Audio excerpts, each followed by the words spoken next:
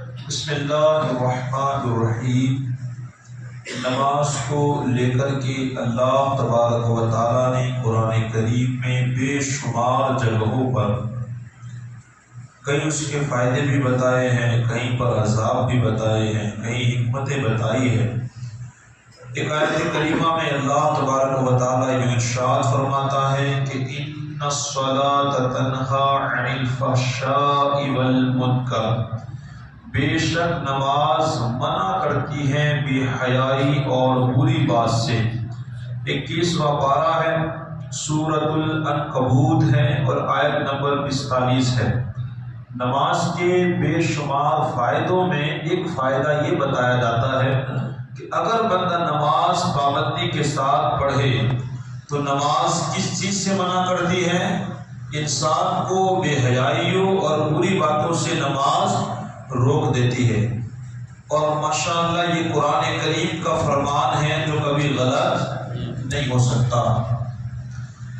دیکھیے کہتے ہیں کہ اللہ پاک کا فرمان عالی شان بلا شک و شبہ حق اور حق ہے۔ یقیناً نماز بے حیائی اور بری باتوں سے منع کرتی ہے، لیکن کیا وجہ ہے؟ آج کل بے شمار نمازیوں کے اندر نماز تو پڑھتے ہیں مگر پھر بھی ماں باپ کی نافرمانی کرتے ہیں، نماز پڑھتے ہیں عورتیں مگر بے پردگی دیکھنے کو ملتی ہے، بندہ نماز پڑھتا ہے مگر گالی گلوچ کرتا ہے، غیبت کرتا ہے، چغلی کرتا ہے، بری باتیں بولتا ہے، لوگوں کو تکلیف پہنچاتا ہے، لوگوں کا حق مارتا ہے، سود اور رشوت کی لین دین وغیرہ وغیرہ گناہوں کی کثرت ہے۔ کیا حقیقی نماز جو حقیقت میں نمازی ہوتا ہے وہ کبھی جھوٹ، دغا، چغل خوری، حرام رزق کمانے، کھانے کھلانے، فلمیں، ڈراموں کا شیدائی، میوزک والے پروگرام اور گانے بازوں کا شوقین، نیز داڑھی مڈانے اور ایک مٹھی سے کم گھٹانے، ایسے کام کبھی بھی نہیں، ہرگز نہیں کر سکتا۔ بے شک حقیقت یہی ہے کہ نماز تو برائیوں سے روکتی ہی ہے۔ افسوس ہم اپنی نمازوں میں کمزوریاں ہے جن کے سبب ہم نیک بن نہیں پا رہے ہیں۔ واقعی میں نماز تو بری باتوں سے روکتی ہے، بے حیائیوں سے روکتی ہے، مگر ہمارے اندر ہی کچھ کمی ہے، ہماری نمازیوں کی کمی ہے۔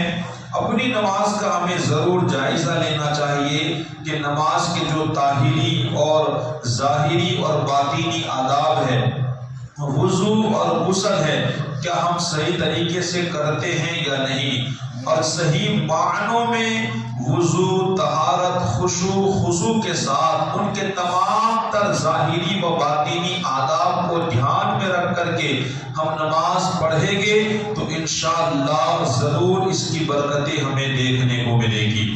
ایسے کئی سارے واقعات ہیں جو نماز پڑھنے سے انسان کی زندگی میں انقلاب آتا ہے۔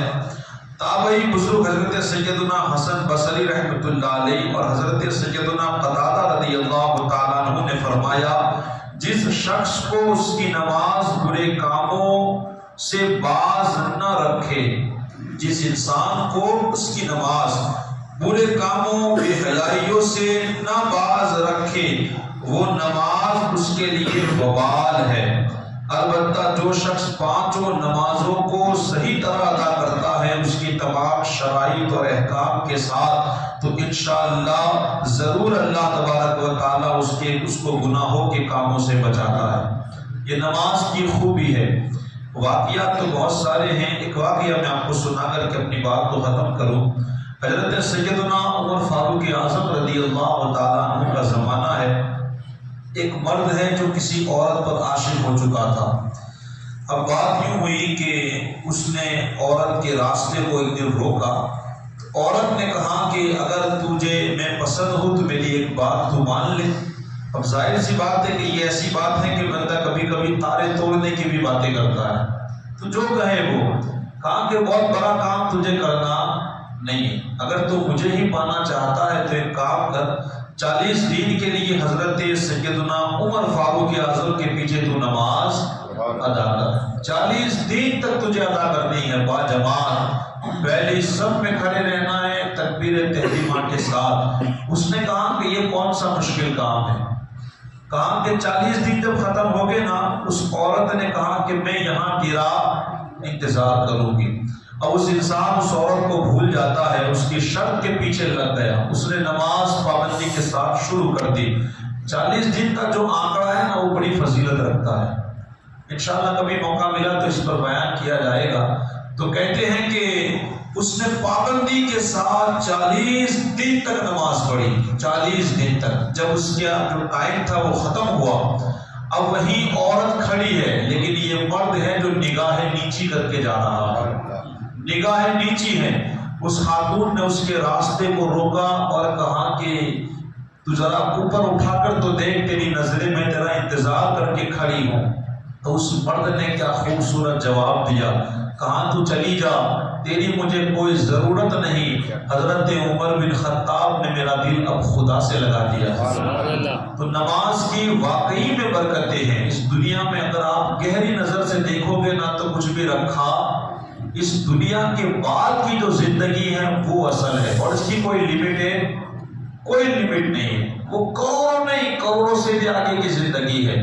تو عقل مندی اسی میں ہے، اس چند سالوں کے اندر اللہ کے فرامین پر ہم عمل کریں. اور سب سے بہترین اور جو سب سے بڑا ارکان اور فرمان ہے وہ نماز کا ہے. تو نماز ہمیں چاہیے طہارت کے ساتھ، پاکیزگی کے ساتھ، صحیح معنوں میں جیسا پڑھنے کا طریقہ ہے اس طرح انشاءاللہ نماز پڑھے. نماز کی جو برکتیں ہیں ہم انشاءاللہ اپنی زندگی میں ضرور دیکھیں گے. دعا ہے اللہ تعالی ہم سبھی کو پابندی کے ساتھ نماز پڑھنے کی توفیق عطا فرمائے.